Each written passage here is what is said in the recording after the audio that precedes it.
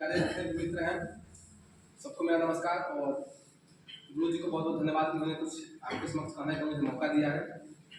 आज हम राष्ट्रीय युवा दिवस मना रहे हैं जो कि स्वामी विवेकानंद जी का जयंती है। स्वामी विवेकानंद जी के बारे में हम जितनी भी बात करें उनको जितना भी समझने का प्रयत्न करें पूरा उम्र कम पड़ जाएगा। वो इतने महान विचारक थे, इतने महान दार्शनिक थे। मेरे मित्रों ने सर ने भी बहुत कुछ बताया उनके बारे में। इसी कड़ी में मैं कुछ बातें आपको बताना चाहता हूँ कि आखिर हम उनसे क्या सीख सकते हैं। तो आपके समक्ष मैं कुछ बात बता रहा हूँ, जैसे कि एक दो ऐसी घटनाएं हैं, एक दो किस्से हैं, कुछ एक कथन है जो कि मैं पर्सनली बहुत प्रभावित होने के लिए बहुत सारी चीज़ें हैं जो कि मतलब पूरा जीवन कम पड़ जाएगा। उनसे प्रभावित होने की बात करें तो बहुत सी उनके कथन है जो हमें खासकर हम युवाओं को, हम प्रशिक्षुओं को, हम छात्रों को प्रभावित करते हैं। लेकिन उसी क्रम में एक घटना है शिकागो की, जो कि आप सभी ने लगभग बताया। शिकागो में जब वो धर्म सम्मेलन के लिए गए हुए थे तो लगभग समय खत्म हो गया था, उनको बोलने का मौका कसर नहीं मिल रहा था। तो उन्होंने कहा कि भाई मैं भारत से आया हूँ, मुझे भी कुछ करने का मौका दिया जाए।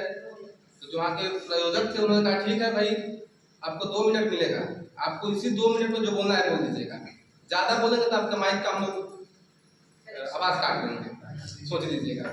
आगे ठीक है, वैसे बात करें तो चूंकि उनको बोलना था हिंदू धर्म के बारे में। अब हिंदू धर्म के बारे में बोलना हो तो 2 मिनट का पूरा उम्र कम पड़ जाएगा। लेकिन फिर भी कहीं चलिए ना से हाँ तो है ना।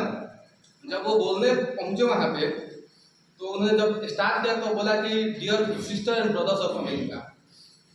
जब उन्होंने इतना बात कहा उसके बाद जो वहाँ के लोगों ने तालियों से उनका स्वागत किया, इतनी तालियां बजी कि 2 मिनट से ज्यादा तक तो तालियां बजती रहती।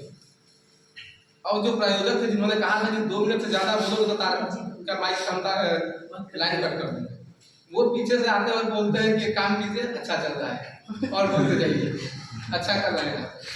तो इससे हमें यह सीख मिलती है कि जब हमें जीवन में, चूंकि हमें जीवन में लिमिटेड मौका मिलता है हर क्षेत्र में, तो जीवन में हमें जहां भी मौका मिले वहां हम अपना बेस्ट देना चाहिए।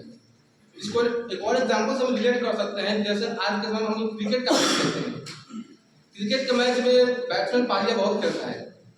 आज के समय में जो क्रिकेट में पारियां खेली जाती है, लंबी पारियां उतनी मायने नहीं रखती, जो पारी इम्पैक्टफुल होती है वो मायने रखती है। इसलिए जो हमें मौका मिले तो हम उस तरह से पारी खेलें अपने जीवन में कि वो याद रहे। एक और घटना है अमेरिका की कि जब एक बार वो अमेरिका के सड़कों में घूम रहे थे तो चूंकि इनका जो ड्रेस था वहाँ के लोगों से हटकर था, योगी वाला इनका ड्रेस था, तो वहाँ के कुछ लोगों ने इनका मजाक उड़ाना शुरू कर दिया। जाहिर सी बात है, जब दूसरे देश में जाइएगा जहाँ से आपका पहनावा थोड़ा हट करो तो लोग आपको थोड़ा ज़्यादा उस पर टिप्पणी करते हैं। तो वही लोग हंसी मजाक उड़ा रहे थे। तो उन्होंने एक बात था जो उनको हंस रहे थे, जो उनका मजाक उड़ा रहे थे, उन्होंने कहा कि you are from a country where tailor makes a man gentle, but I am from a country where character makes a man gentle. अर्थात आप लोग कुछ देश जाते हैं जहाँ पे एक आदमी किस प्रकार है, एक आदमी कैसा है, कपड़े डिसाइड करते होंगे, यानी कि दर्जी डिसाइड करता है। आपके कपड़े से पता चलता होगा कि आप किस प्रकार का आपका व्यक्तित्व है। लेकिन हम कुछ देश जाते हैं जहाँ पे हम लोग का चरित्र डिसाइड करता है कि हम कैसे लगते हैं। इससे हमें यह सीख मिलता है कि जिस प्रकार स्वामी विवेकानंद जी को चिढ़ाया जा रहा था, जिस प्रकार स्वामी विवेकानंद जी का मजाक उड़ाया जा रहा था, स्वामी विवेकानंद जी चाहते तो आवेग में आकर वे कुछ गलत कर सकते तो भी जैसा बोल सकते थे। लेकिन हमें यहाँ पे यह सीख मिलता है कि किस प्रकार उन्होंने अपने संवेगों पर नियंत्रण रखा, किस प्रकार उन्होंने, एक कहावत है कि सांप भी मर जाए और लाठी बिना टूटे, इसको बहुत अच्छा से उन्होंने यहाँ पे मतलब इसका प्रयोग किया। उन्होंने उनका मुंह भी बंद कर दिया और कुछ ऐसा भी नहीं कहा जिससे कोई किसी को बुरा करे। ये तो ऐसी किस्साएं थी। बोलने के लिए तो बहुत कुछ बोला जा सकता है, बहुत चीजें हैं, लेकिन समय के लिए बाध्यता है।